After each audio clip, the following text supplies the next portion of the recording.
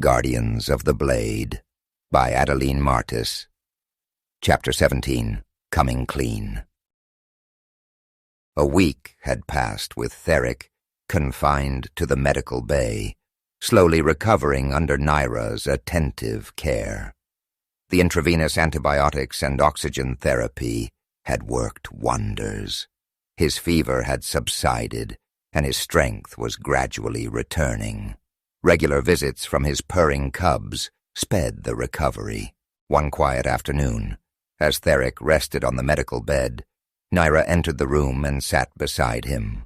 Her expression was thoughtful, a hint of seriousness in her eyes. "Therak, we need to talk," she began softly. He looked at her, concern flickering across his face. "Is everything all right?" She took a deep breath. "My next heat is scheduled to start in 2 weeks, she said. Therak nodded slowly. For their species, this was a significant concern. They already had 5 cubs, and resources were limited. "I see," he said. "I've been talking to the AI about possible solutions. Unfortunately, the hormones for birth control aren't within its database," she said. Therak listened intently as she continued. "And to be honest," she added, her eyes suddenly shy, "I enjoy my heats with you, and I don't want them to stop." A warm feeling spread through Therak's chest. He reached out and gently took her hand, a smile touching his lips. She returned his smile, her eyes meeting his. The AI suggested surgery. Of the options available, a vasectomy seems to be the most viable solution. Therak crossed his legs, subconsciously shielding himself. The idea of surgery made him uneasy. Nyra sighed as she said, "I tell you what, I'll give you a day to think about it. Until then, get yourself clean with this soap I made. It's a little strong, but you really need to clean down there, all right?" she said, extending a rough-cut bar of soap towards him. Therak took the soap from Nyra's outstretched hand. It was an uneven rectangle, dark and mottled in color, and was crumbly to the touch as if it was about to fall apart. Bringing it closer to his nose, he sniffed cautiously. A sharp, biting scent assaulted his sensitive senses. "Achoo!" he sneezed, his whiskers twitching. The soap emitted a strong alkaline odor, reminiscent of burnt wood mixed with something acrid and biting. It had a harsh smell, raw and unrefined, almost caustic. Nyra noticed his reaction and gave a slight smile. "I warned you it's strong," she said almost apologetically. "But it's effective. Just make sure to rinse thoroughly." He nodded, trying to ignore the lingering sting in his nostrils. "I'll keep that in mind," he replied. Therak made his way to the shower room. The smooth tiles felt cool under his padded feet as he entered the spacious area. He placed the soap on a small ledge and turned on the water, adjusting it to a comfortably warm temperature. The sound of the water echoed softly, a steady stream cascading down and filling the room with gentle steam. Stepping under the spray, he let the water soak into his fur, the warmth easing the residual tension from his muscles. As he lathered the soap between his hands, the strong alkaline smell intensified, but he tried to push it from his mind. He worked the lather into his fur, thinking about the choice that lay before him. The idea of undergoing surgery wasn't particularly appealing, but he knew it was the responsible choice for their family's well-being. They couldn't afford more cubs right now, and he wanted them both to enjoy her heats without worry. Lost in his thoughts, he almost didn't notice the slight tingling on his skin. At first he attributed it to the hot water, but the sensation grew sharper, evolving into an uncomfortable prickling. Frowning, he looked down at the soap suds covering his body. "Maybe the water's too hot," he muttered, reaching to adjust the temperature cooler. Yet as the water cooled, the irritation only intensified, turning into a burning sensation that spread across his skin. A sudden sting made him wince.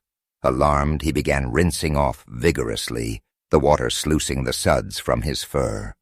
As he ran his hands over his arms, a large clump of fur came away, tangled between his fingers. "What in the—" he exclaimed, staring in disbelief at the tuft of fur.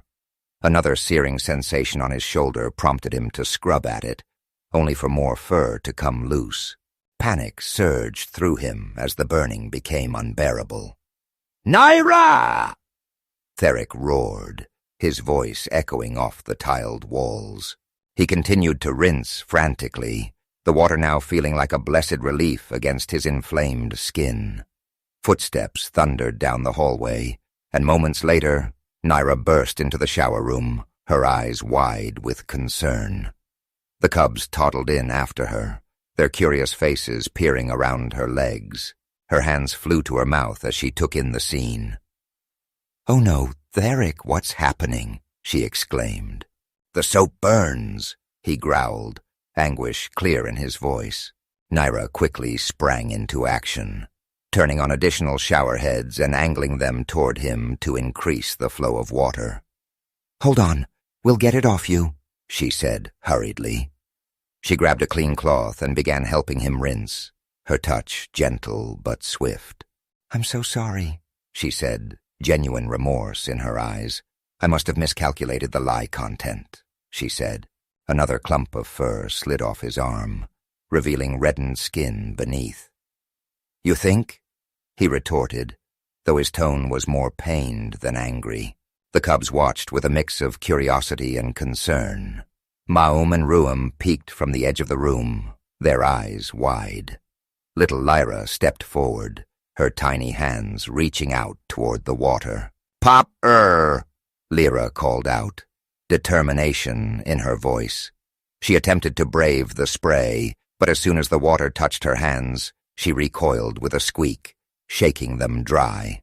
Kiran, however, squared his small shoulders and marched straight into the water, his fur quickly becoming soaked. He reached up as if to help his father, a serious expression on his young face. Lyra, not to be outdone, scrunched up her face with resolve and followed him, her little feet slipping slightly on the wet floor. "Get the cubs out of here," Therak urged. "I don't want this getting on their skin." Nyra nodded, scooping up the dripping Kiran with one arm and ushering Lyra back with the others. "Come on, little ones," she coaxed. "Let's give Papa some space." Nora, Ruam, and Ma'um backed away from the water, their tails flicking nervously. Nyra guided them all a safe distance from the showers before returning to assist Therak. She grabbed another cloth, careful to avoid the water that might contain remnants of the harsh soap. "I should have tested it better," she said regretfully. "I was so focused on other things." Therak grimaced while continuing to rinse. As the burning sensation began to subside, Therak felt the cool water soothing his irritated skin. The floor of the shower was now littered with patches of his shed fur, and he couldn't help but feel exasperated. Nyra reached out and gently touched his shoulder, careful to avoid any sensitive areas. "Are you feeling any better?" He took a deep breath, nodding slowly. "Yes, it's easing up now." She looked up at him, her eyes filled with concern. "I'm really sorry, Therak," she said. "I shouldn't have changed the ratio of ash water to fat. Next time I'll listen to the AI," she said. He met her gaze, his expression softening. "I'll be fine. This is nothing compared to that infection." Back in their quarters, Nyra helped Therak dry off. As she patted the towel gently over his fur, she seemed to avoid meeting his gaze. Her ears flicked nervously, and a subtle twitch at the corner of her mouth suggested she was holding something back. "Is everything all right?" Therak asked, noticing her odd behavior. She placed a hand over her mouth, as her eyes darted away. "Oh, everything's fine," she replied, her voice slightly strained. Therak raised an eyebrow but said nothing. He turned to see the cubs huddled together on the bed pallet, their eyes wide. They stared at him with bewilderment. Only Lyra dared to move closer, her tiny steps hesitant. She toddled up to him, her lower lip trembling. "Popper," she whimpered, her eyes glistening as if she might cry. Therak knelt down and scooped her into his arms. "Hey there, Lyra. What's the matter?" he asked softly, stroking her fur. She buried her face in his neck, clinging tightly. "Popper," she repeated, her voice muffled. He looked over at the other cubs. "What is going on with you all?" he asked gently. As he stood up and took a step toward them, they scattered in all directions, mewling in terror as their tiny hands and pawed feet scrambled to propel them across the floor. Nyra snorted and turned away, her shoulders shaking with suppressed laughter. "Seriously, what's going on?" Therak asked, a hint of frustration creeping into his voice. That did it. Nyra couldn't contain herself any longer. She burst out cackling, the sound echoing off the walls.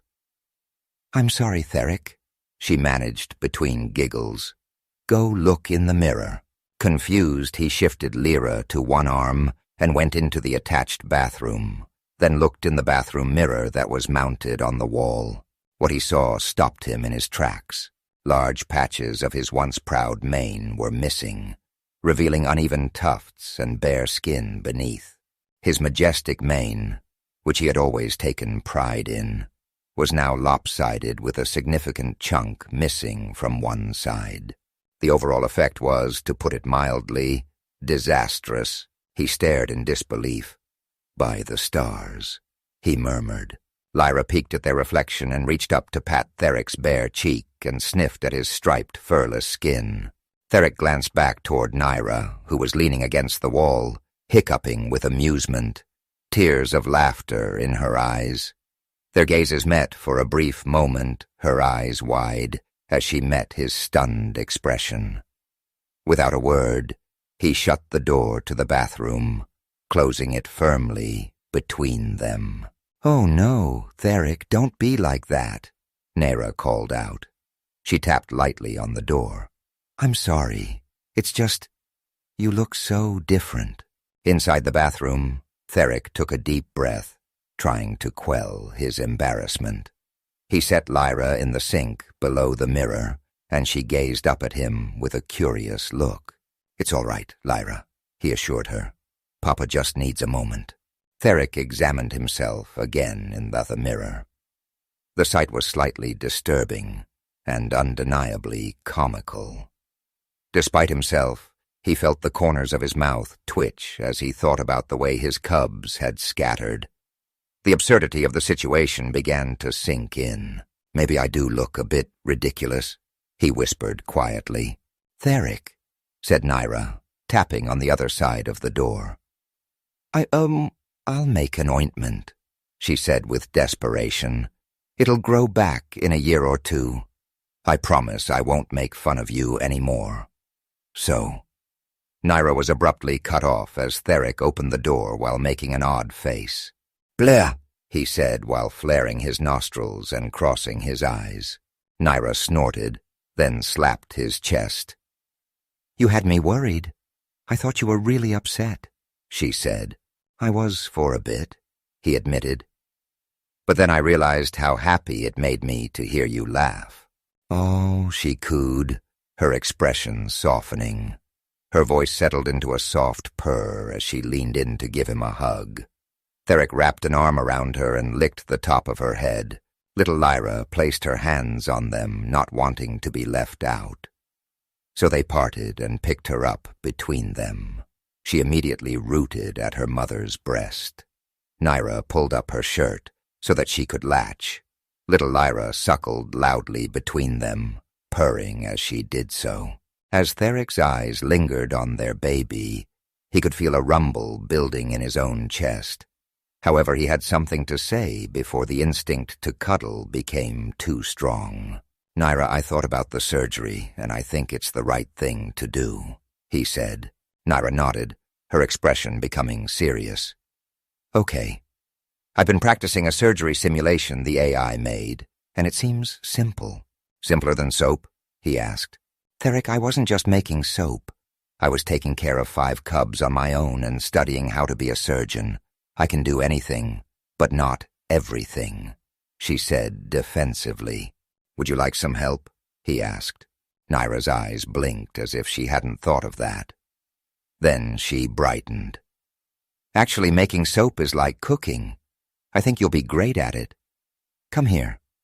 Let me show you the recipe, she said. Therak sat on the bed pallet with Lyra nestled comfortably in his lap, her tiny hands playing in his fur.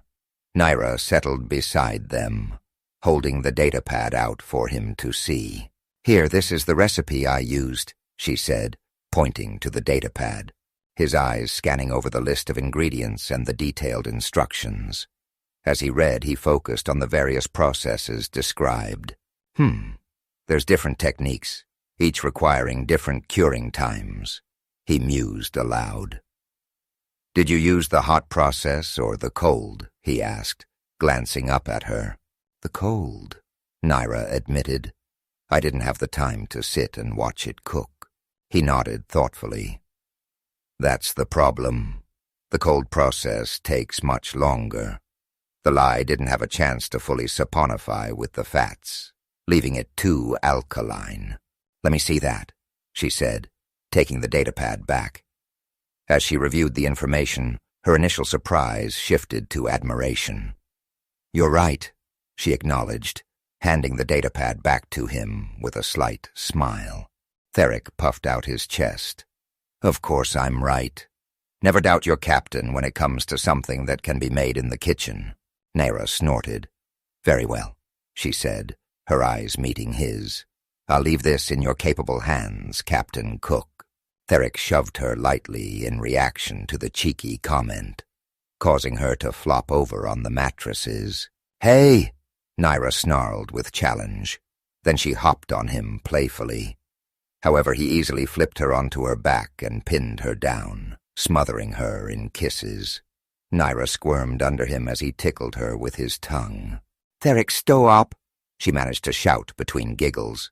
This is punishment, he replied, before reaching back and playing with her foot pads, where he knew she was ticklish. Seeing this injustice, the rest of the cubs charged out of their hiding places, led by Karen, to defend their mother's honor. The cute crusaders pounced on Therak with ardent zeal. But this time, Therak was ready for them. He quickly snatched them off his body before they could bite any sensitive bits, and placed them on their backs next to Nyra. Victory is mine, he said, flexing his arms and chest. However, at that moment, he noticed too late as a tiny climber made her way up to the top of his head. Popper! She cried triumphantly as Lyra summited Mount Papa. Therak angled his head up to see Lyra's little face poke out from above him.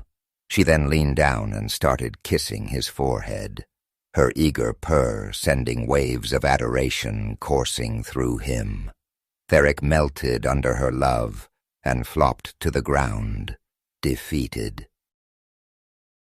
Over the next couple of days, while waiting for more lye to leach out from the wood ash Nyra had made, Therak set out to find additional ingredients that might improve the soap.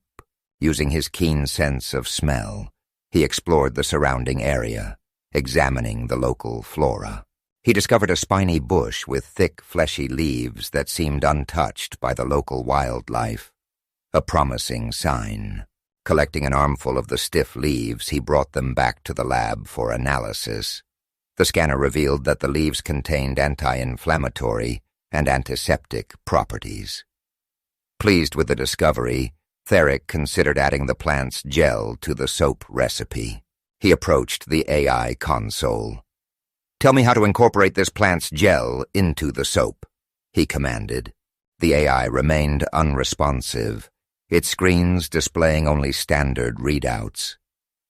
Frowning slightly, Therak decided to involve Nyra. Nyra, could you get the AI to tell me how to add this gel to the soap? He requested, She nodded. Of course. Pulling her datapad up to her mouth, she said, Computer, I need to modify the soap recipe for the captain's surgery. Could you please advise on incorporating this plant's gel? The AI's interface activated, and the recipe on the datapad changed, showing that the gel could be added during the tracing stage of the soap-making process, when the mixture reached a pudding-like consistency. Thank you, Nyra said into the microphone, casting a satisfied glance at Therak. Therak just shook his head, wondering what he'd done wrong and why the machine only seemed to listen to her. With the lye ready, Therak began the soap-making process. He fashioned a double boiler from 2 pots, melting down lard carefully. The methodical steps of measuring and mixing were familiar to him and were like cooking. As he combined the lye solution with the melted fats, he stirred diligently until the mixture thickened to the right consistency. At the tracing stage, he folded in the plant gel, watching as it blended smoothly into the mixture. Before long, he was pouring the soap into a deep pan, smoothing the surface with a spatula. He placed it in the oven, setting the temperature to warm for a controlled cure. As he monitored the oven, Nyra entered the kitchen, hovering nearby with a curious expression. Is it ready yet? She asked. He glanced at her, noting the hint of impatience in her voice. It needs to cure for a couple of days, he explained. I need to babysit it during that time. Is that a problem? Nyra bit her lip, her tail flicking slightly. We're cutting this close, she admitted. I want you to be fully recovered by the time my heat starts. I'm nervous about, well, I don't want to pounce on you before you're healed. But I know I won't be able to resist, she said. Therak looked at her thoughtfully. I could lock myself in a room again, he teased. Nyra poked him. Do you want me to tear the facility apart, trying to get to you? She said. Therak chuckled and ran his hand through his mane. If I didn't know you'd do that for any male, I'd be flattered, he said. Nyra's gaze softened, her eyes becoming distant, as if she were recalling a memory. I'd try way harder for you, she said quietly, her tone serious. Therak was caught off guard by the earnestness in her voice. He had expected a comeback, but her sincerity surprised him. He wanted to know what she was thinking to make her look so sad. In all the time they'd spent together, they hadn't delved deeply into each other's histories. It was an unspoken agreement. Yet the look on her face hinted at stories untold. Parts of her he realized he wanted to know. Therak observed Nyra as they stood in the kitchen, the scent of curing soap filling the air. There was hesitation in her eyes, and her ears flicked subtly. He debated internally what he should say. Normally he wouldn't pry into someone's past, but he loved her and wanted to know everything about her, even the hard parts. Have you had bad experiences with males in the past? He asked gently, while peeking in the oven before closing it tight. Nyra hesitated, her gaze dropping to the floor. The rhythmic hum of the facility seemed to fade as a quiet tension settled between them. Yes, she admitted softly. He tilted his head, giving her the space to continue if she wished. She leaned against the counter, not looking at him as she spoke. On Zygomont, the feline say that it's better if the male leaves after mating. My father didn't, and I wish he had. She took a deep, shuddering breath before continuing. When my sister and I were growing up, he used to touch us, sexually, she said. I'm sorry, said Therak. Let me finish. If I stop talking, I don't know if I'll ever get it out, she said. Therak nodded. She continued. We tried to tell my mother, but Dad was so nice that she never believed us. Nobody believed us, so we just had to obey him until he was done pleasuring himself. Therak grimaced. He couldn't imagine someone doing something so horrible to their cubs. He wasn't sure which was worse, her father or her mother. I convinced myself that if I could just endure until I left home, that everything would be fine. I was so excited when I finally left for college. But it didn't end there. The first time I was raped was by my college mentor, she stated. Her voice was devoid of emotion, as if she was describing something which had happened to someone else. I'd known him since I was a cub, and he'd tutored me for 3 years. I had always felt safe around him. He was the one who first noticed my perfect memory and encouraged me to be an engineer. I went into his office to ask him a question about my engine design. He offered me a drink. I knew I shouldn't accept an open drink. But he was so nice. Nyra stopped speaking. Her muscles tensed as she seemed to lock up. "What kind of drink?" Therak urged, his voice gentle. Nyra glanced up briefly before looking away again. "It's called Hot Shot," she said. Therak furrowed his brows, not understanding. She continued, "It's an aphrodisiac that temporarily suppresses full-dose birth control. It's supposed to be only purchasable by felinas, but males get their hands on it anyway." A flicker of understanding crossed Therak's face. His ears flattened slightly.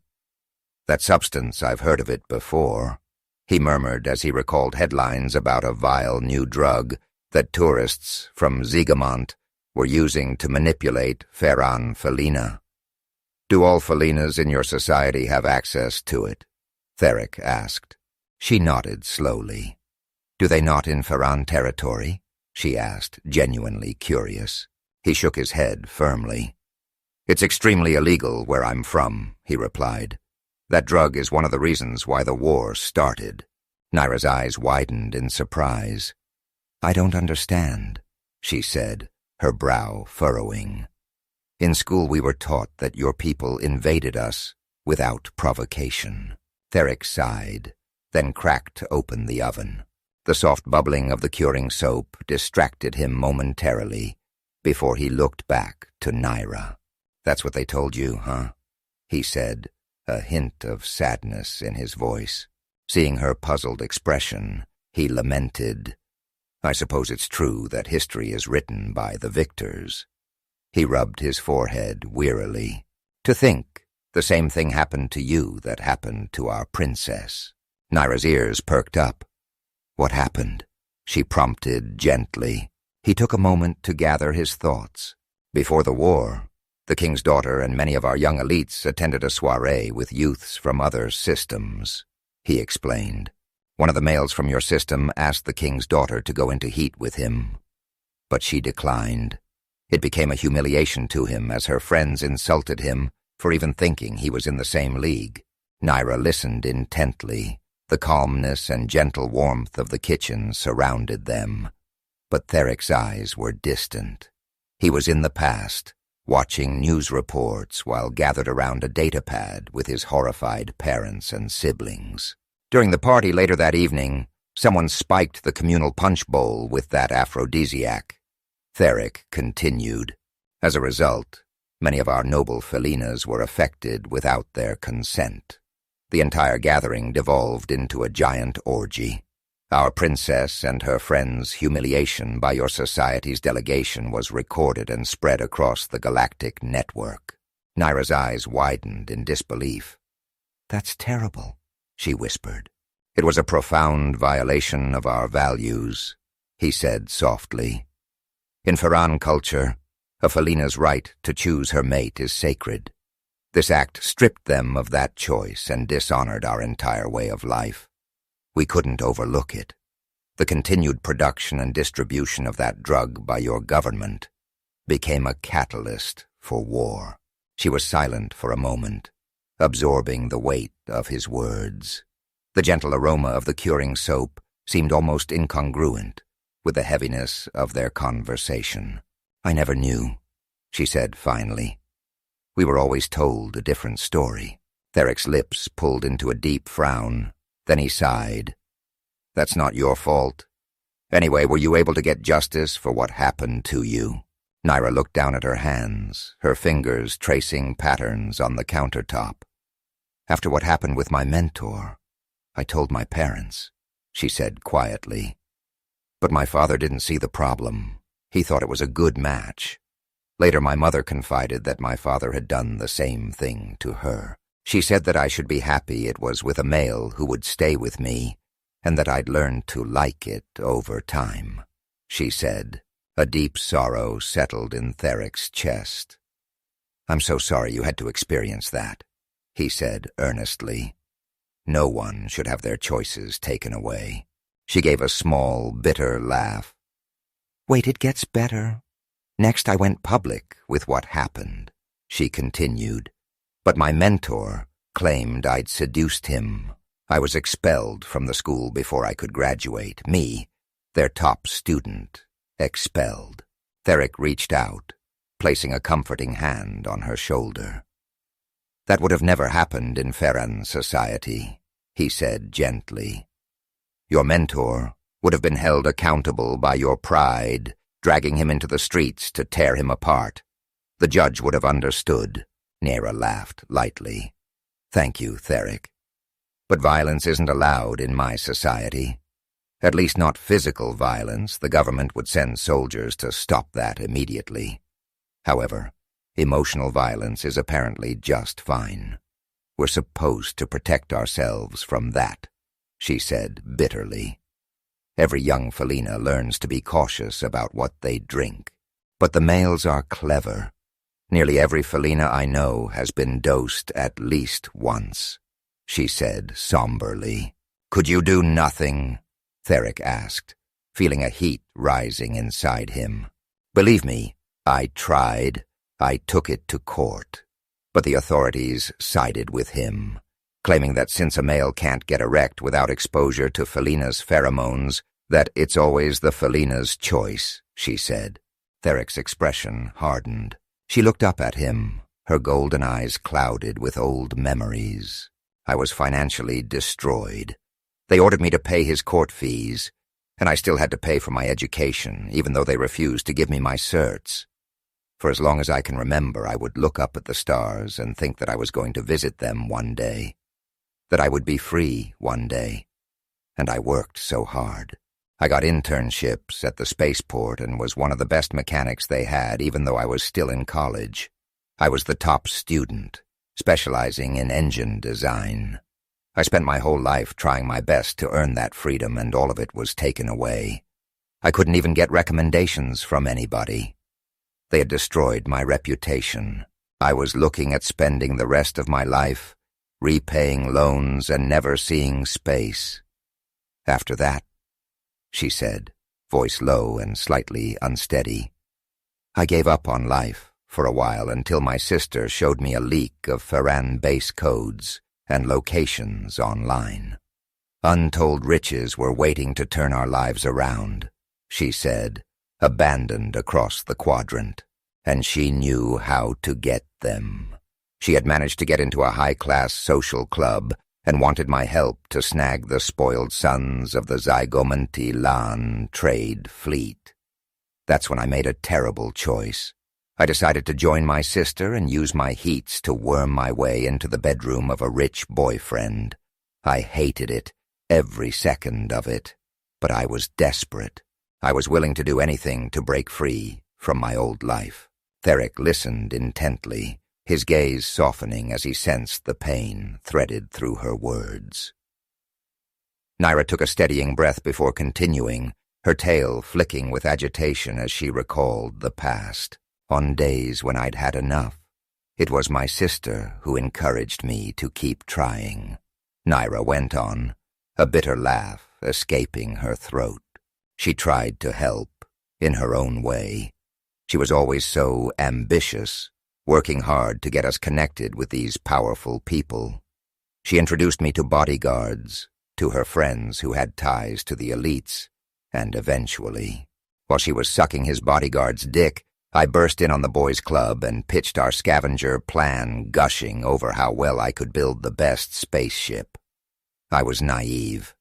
I should have known he would want side benefits. It was humiliating, but my sister was convinced it was our only chance. We were stuck, with no power and no money. That boyfriend seemed like our best way out.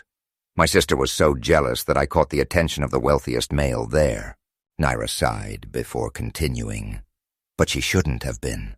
He treated me like I existed only for his enjoyment, she said, her voice tight. He insisted I learn to dance in this provocative way, told me it pleased him and his friends. He forced me to learn how to pleasure him with my mouth and would do things to my body. If I didn't do as he asked, he'd scold me or withhold money that he'd promised for my ship. He had me build the ship for free, refusing to pay for my labor, and after I came back from the hangar I had to cook and clean for him too, like some old-fashioned servant. If I ever complained, he'd remind me that he was the one funding my spacecraft. He made sure I knew he could take it away from me at any time, contract or not. Her ears laid flat in frustration at the memory, and her whiskers trembled with the emotions she had once suppressed. He'd used his father's company lawyer to draft the contract I'd signed. It promised that everything I built belonged to me legally, but because his lawyer had drafted it, I never felt safe. I'd wake up every morning dreading that he'd kick me out, leave me with nothing, and use a loophole to claim all the work I'd done on the spacecraft for himself. Therak felt frustrated that Nyra would choose to live in a way that so obviously went against her morals. Yet she was being more honest now than she ever had. Judging her in this moment would make her feel unsafe around him. Deciding to listen and say nothing, he reached for Nyra's hand and gave it a gentle squeeze. She closed her eyes briefly, seeming to draw courage from his touch. She pulled his hand to her lips and rubbed her cheek against the back of his hand. After that, I thought the Eddas were a lie, she added quietly, looking at Therak. Those old songs the elders sing about our heroic ancestors, gentle in peace, fierce in battle, unshakable honor.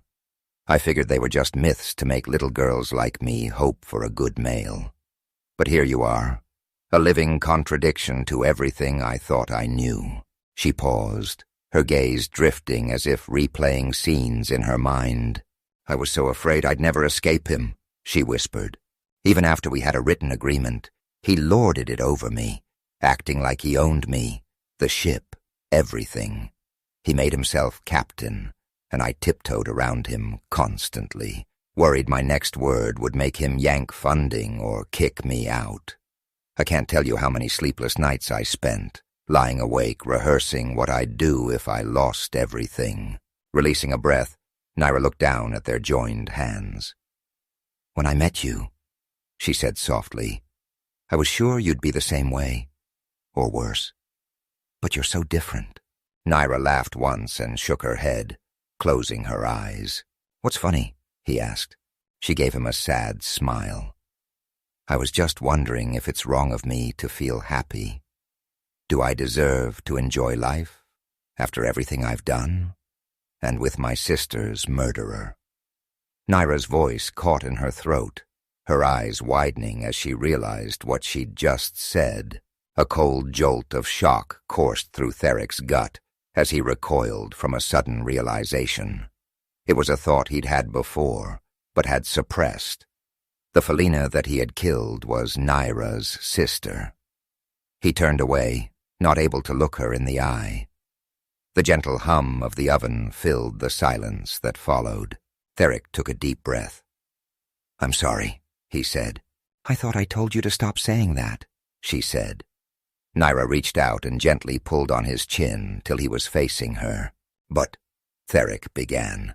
You didn't know, Nyra said, cutting him off. I've thought about it a lot, and we were both cruel to each other. I seduced you with the intent of killing you. And when I couldn't do that, I kept manipulating you to get you to do what I wanted. I twisted you just like my sister taught me. I even encouraged you to get me pregnant because I thought you would grant me more freedom. Nyra, stop, he said, cutting her off. Regret has a purpose sometimes, but regretting our cubs is where I draw the line. No one could doubt that you love our babies. She had a pained look on her face. Lyra could. That was an accident. Her tail is healing just fine. Therak insisted. His kind words seemed to hurt her. She squinched up her face and turned away. "Why are you so kind to me, even after I used you and insulted you?" she said as she wrapped her arms around herself. She was quiet for a moment. Finally, she let out a long sigh and turned towards him. "I'm sorry for calling you a grandpa and saying that I'd never be your life mate. The truth is, I've never met a male like you before. Therak, every relationship I've ever been in was twisted. There was no genuineness, no love. I'll be honest," she continued. "I lost faith in love a long time ago. I had to stop believing, to keep from dying inside. You're so good that you don't seem real to me. And if you are real, I don't know if I deserve you," she said. Therak caressed her face with the back of his hand. "If it makes you feel better, I'm not exactly pure either." Nyra looked up at him, a strangely hopeful look in her eyes. Therak exhaled slowly. He didn't want to talk about the past. He took a moment to think about how he wanted to phrase his confession. Then he spoke. "I had a friend when I was little. She went to the same training center I did, and we used to wrestle all the time. During group spars, we were always on the same team. Everyone assumed that we'd wind up together. And we did. For about a year. That's when the war started. She stopped her medication right before I deployed. I took her virginity, and then I left. I still don't know if I had cubs by her. I've spent many years wondering, thinking about who I would be if." His voice drifted off as his old memories lingered for a moment. Then he let them go. Therak pulled her close. "Anyway, don't put me on a pedestal. I'm a killer. I'm a heartbreaker who left his childhood friend and mate behind in search of honor and glory. What I'm trying to say is, you're not the one who gets to decide whether you deserve me. I am." "But," she began. He placed his finger on her lips, silencing her. "I love you, Nyra," he said, with a gentle smile. Slowly, he ran his hands over her body, a purr building in his chest. Then he turned her around and put her hands against the counter while he massaged her back and hips. "Therak, I'm not in heat," she protested. "Do you want me to stop?"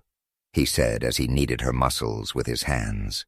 Her fur stood on end as he reached around her body and slipped them under her shirt to caress her breast. No, she admitted. Therak stripped her clothes, then lifted her and laid her down on the countertop, face down. Slowly, he massaged her entire body, starting with her shoulders and making his way down to her toes, until her body went limp with relaxation, and she was giving him little grunts of pleasure. He then flipped her over and massaged her front, lingering on her breasts. Milk beaded on the tips of her nipples as he squeezed, so he bent down and sucked it off. Her milk was thin, with a light sweetness. He enjoyed it. He massaged her breasts deeper, sucking out her milk in great squirts. "Therak, that's for the babies," Nyra chided. He looked up to meet her golden eyes, which were smiling. Leaving her breasts behind, he continued down her body, cleaning every spot on her with broad strokes of his tongue until a sweet purr started vibrating in her chest. He saved between her legs for last, pulling her bottom to the edge of the counter and hooking her legs over his shoulders. He cleaned her thoroughly, and even though she couldn't climax while not on her heat, she seemed to enjoy the touch. When he was finished, Nyra lay limp on the counter, fully relaxed. However, as he pulled away, her eyes snapped open. "I should check on the cubs," she said, rolling off the counter to collect her clothes. She started to rush off, but stopped at the door to the kitchen, dancing on one foot for a second before spinning back around.